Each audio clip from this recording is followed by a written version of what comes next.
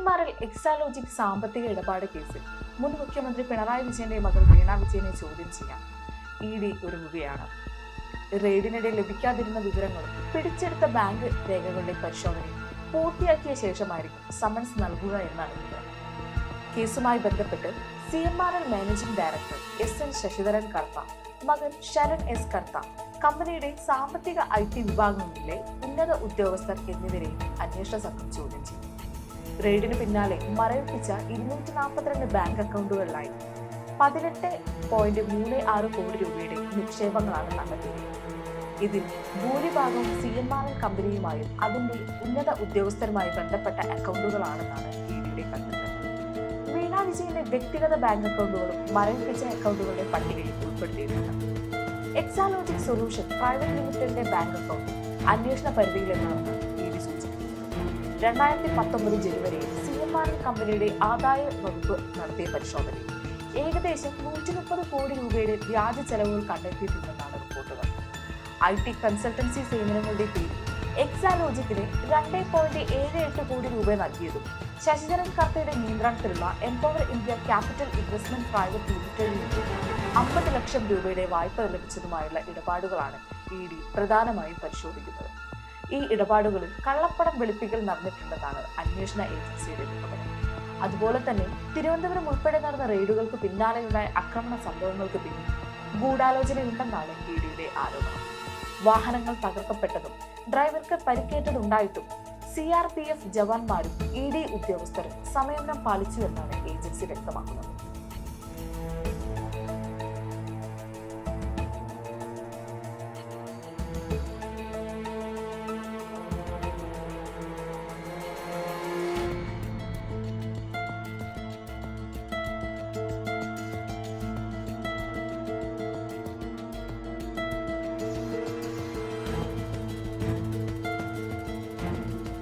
CMRL കമ്പനിയിൽ നിന്ന് പണം കൈപ്പറ്റിയതായി പറയപ്പെടുന്ന രാഷ്ട്രീയ നേതാക്കളെ ഉടൻ അന്വേഷണ പരിധിയിൽ ഉൾപ്പെടുത്തില്ലെന്നാണ് ED സൂചിപ്പിക്കുന്നത്. സീരിയസ് ഫ്രോഡ് ഇൻവെസ്റ്റിഗേഷൻ ഓഫീസും കണ്ടെത്തിയ ക്രമക്കേടുകളുമായി ബന്ധപ്പെട്ട് പണം എവിടേക്കാണ് ഒഴുകിയതെന്ന് കണ്ടെത്തുകയാണ് നിലവിലെ അന്വേഷണത്തിന്റെ പ്രധാന ലക്ഷ്യം എന്നാണ് ED വ്യക്തമാക്കുന്നത്.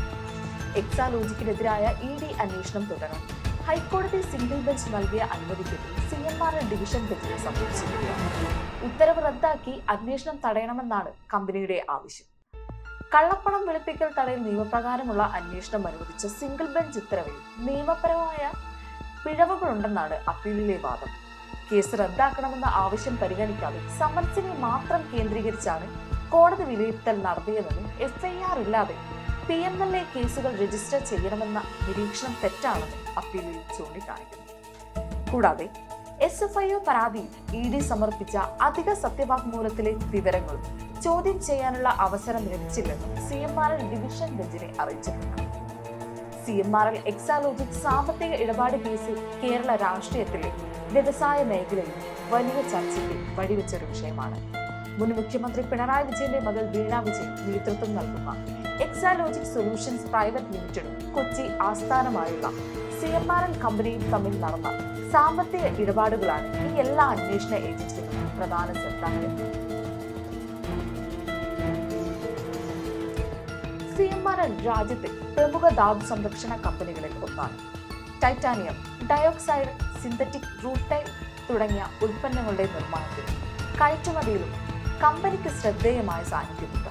ദീർഘകാലമായി പ്രവർത്തിക്കുന്ന ഈ സ്ഥാപനത്തിന്റെ സാമ്പത്തിക ഇടപാടുകളുമായി ബന്ധപ്പെട്ട ചില രേഖകളാണ് ആദായ നികുതി വകുപ്പ് ആദ്യം പരിശോധിച്ചത്. തുടർന്ന് കണ്ടെത്തലുകളുടെ അടിസ്ഥാനത്തിലാണ് സീരിയസ് ഫ്രോഡ് ഇൻവെസ്റ്റിഗേഷൻ ഓഫീസ് അന്വേഷണം ആരംഭിച്ചത്. SFIO സമർപ്പിച്ച റിപ്പോർട്ടിൽ യഥാർത്ഥ സേവനങ്ങൾ ലഭിക്കാതെയോ ആവശ്യമായ രേഖാമൂലങ്ങളുള്ള തെളിവുകൾ ഇല്ലാതെയോ ചില കമ്പനികൾക്ക് പണം നൽകിയതായി കണ്ടെത്തിയതാണ് റിപ്പോർട്ടുകൾ സൂചിപ്പിക്കുന്നത്. ഇതിന്റെ അടിസ്ഥാനത്തിലാണ് എൻഫോഴ്സ്മെന്റ് ഡയറക്ടറേറ്റ് കള്ളപ്പണം വെളുപ്പിക്കൽ തടയൽ നിയമപ്രകാരം അന്വേഷണം ആരംഭിച്ചത്.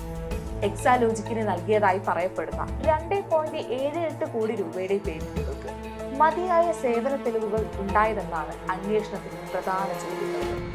ഇതിനിടെ കേസിന് ശക്തമായ രാഷ്ട്രീയമാനവും കൈവന്നിട്ടുണ്ട്. പിണറായി വിജയൻ കേരളത്തിലെ ഏറ്റവും സ്വാധീനമുള്ള രാഷ്ട്രീയ നേതാക്കളിൽ ഒരാളാണ്. 2016 മുതൽ തുടർച്ചയായി കേരളത്തിന്റെ മുഖ്യമന്ത്രിയായിരുന്ന അദ്ദേഹം സംസ്ഥാനത്ത് 2 തവണ തുടർച്ചയായി അധികാരത്തിലെത്തിയ ഇടതുമുന്നണി സർക്കാരിനെ നയിച്ചു. അതുകൊണ്ട് തന്നെ അദ്ദേഹത്തിന്റെ കുടുംബാംഗവുമായി ബന്ധപ്പെട്ട സാമ്പത്തിക ആരോപണങ്ങൾ വലിയ രാഷ്ട്രീയ വിവാദങ്ങൾക്ക് കാരണമായിട്ടുണ്ട്. എന്നാൽ കേസിൽ പിണറായി വിജയനെതിരെയോ വീണ വിജയനെതിരെയോ ഇതുവരെ ഒരു കോടതിയും കുറ്റം തെളിയിച്ചിട്ടില്ല എന്ന കാര്യം ശ്രദ്ധേയമാണ്. അന്വേഷണ ഏജൻസികൾ ശേഖരിച്ച തെളിവുകളും സാമ്പത്തിക രേഖകളും അടിസ്ഥാനമാക്കിയാണ് ഇപ്പോഴത്തെ നടപടികൾ പുരോഗമിക്കുന്നത്.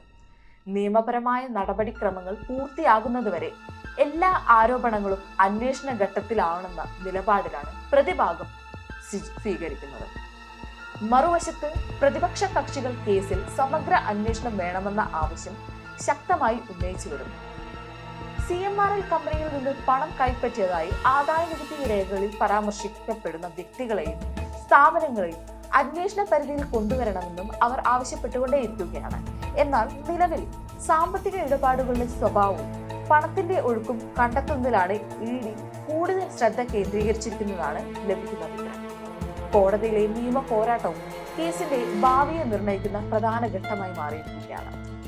അന്വേഷണം തുടരാൻ അനുമതി നൽകിയ സിംഗിൾ ബെഞ്ച് ഉത്തരവിനെതിരെ CMRL നൽകിയ അപ്പീൽ ഡിവിഷൻ ബെഞ്ച് പരിഗണിക്കുന്നതോടെ കേസിന്റെ നിയമപരമായ ദിശയിൽ നിർണായകമായ മാറ്റങ്ങൾ ഉണ്ടായേക്കാമെന്നാണ് വിലയിരുത്തുന്നത്. ഡിവിഷൻ ബെഞ്ചിന്റെ തീരുമാനം അന്വേഷണത്തിന്റെ തുടർ നടപടികളെയും സമൻസ് ഉൾപ്പെടെയുള്ള നടപടികളെയും സ്വാധീനിക്കുമെന്നതിനാൽ രാഷ്ട്രീയ നിയമവൃത്തങ്ങൾ ഈ കേസിനെ അതീവ ശ്രദ്ധയോടെയാണ് ഇപ്പോൾ നിരീക്ഷിച്ചുകൊണ്ടിരിക്കുന്നത്.